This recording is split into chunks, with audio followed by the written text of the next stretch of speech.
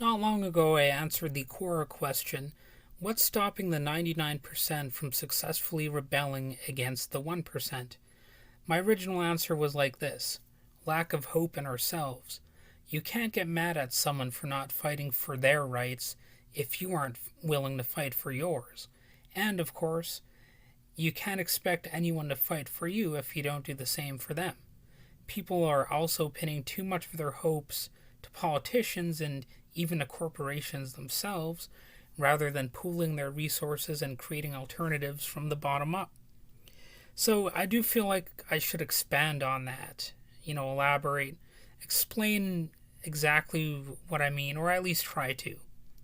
It's hard to fight when you're exhausted and everything seems hopeless.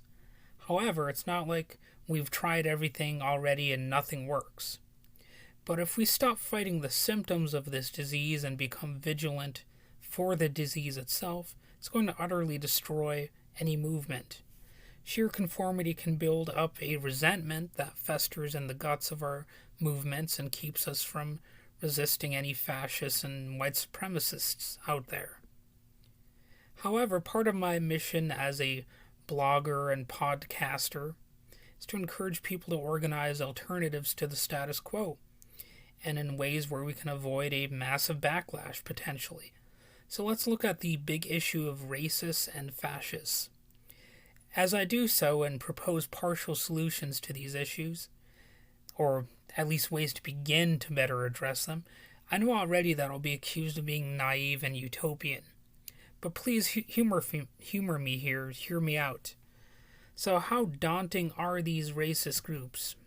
Well, we know they're significant historically, and even in a contemporary sense, even the so-called U.S. Department of Homeland Security, or DHS, called white supremacist extremists, quote, the most persistent and lethal threat in the homeland.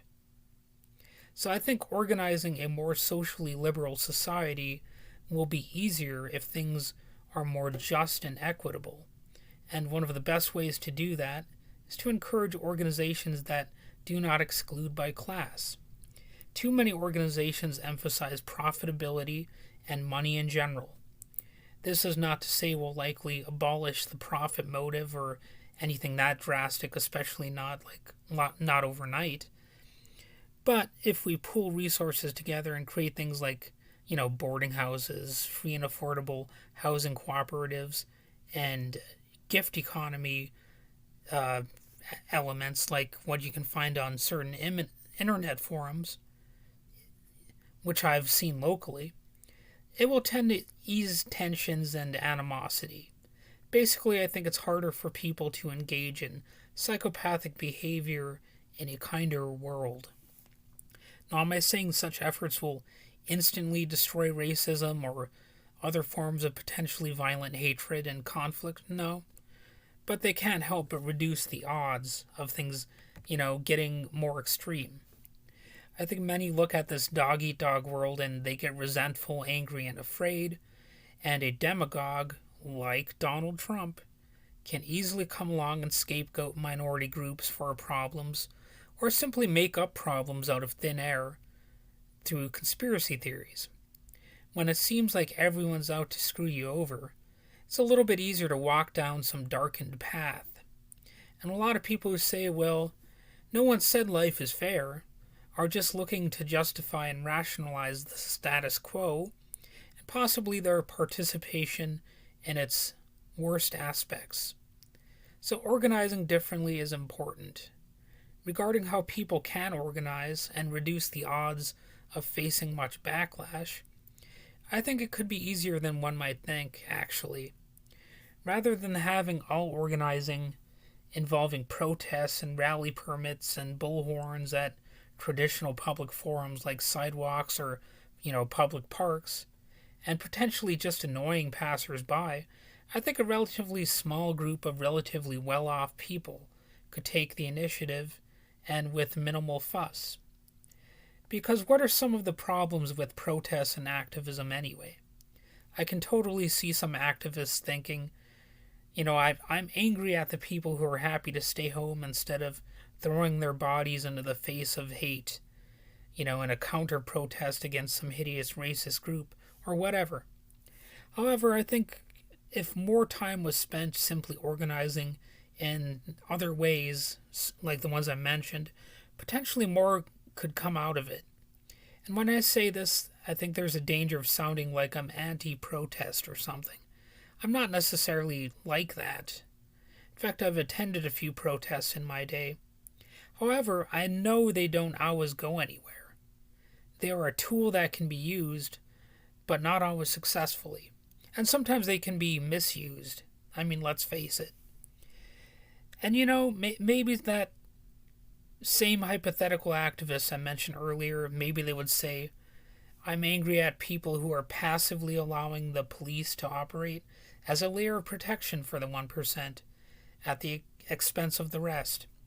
So I get that, and I agree. But at some point, more needs to be done than just verbally railing against such people and such interests. Modern problems, to an extent, are greater than a dispute between racists and anti-racists, or even, between the rich and poor. Passivity is obviously a problem, and the lack of alternatives being created or even advocated for is also a problem. So yes, I am all for recognizing how the actions of the right wing are directly linked to the horrifying actions of society at large. But really, if we are more directly doing things like preventing poverty, do you really think as many Americans would be hoodwinked into thinking, relatively minor issues like cancel culture and the modern era is going to be the biggest concern? And I feel funny saying that because honestly, I agree that political correctness can go too far. But, things like corporate greed and racism are going to still be the bigger issue. If there's some greater success at preventing poverty and empowering the working class, I don't think we'd have as much of a perceived need for anti-fascists or Antifa or whatever the hell you want to call efforts against these kind of groups, whose perceived excesses are,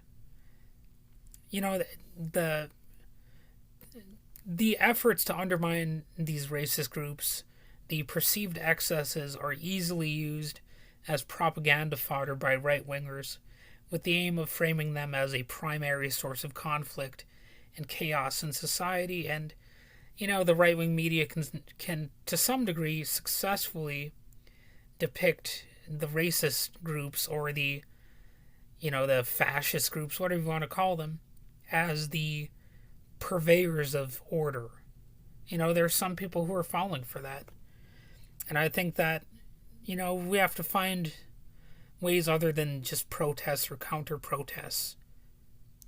Now, again, I'm not saying I'm against all protests or that all of these issues will simply slink away back into the darkness overnight. The simple point is that if there are sustained, workable organizations that function charitably and minimize hardship, it seems like it would be tricky to be angry at the people involved or to be racist or otherwise hateful in general. It would be trickier. Honestly, how many people would be turning down invitations for housing that's affordable and, who knows, maybe even nonprofit health care that's, actually legal and stuff like that?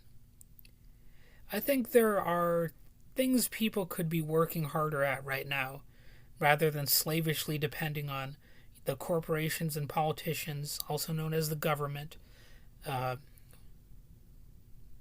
for solving everything for us.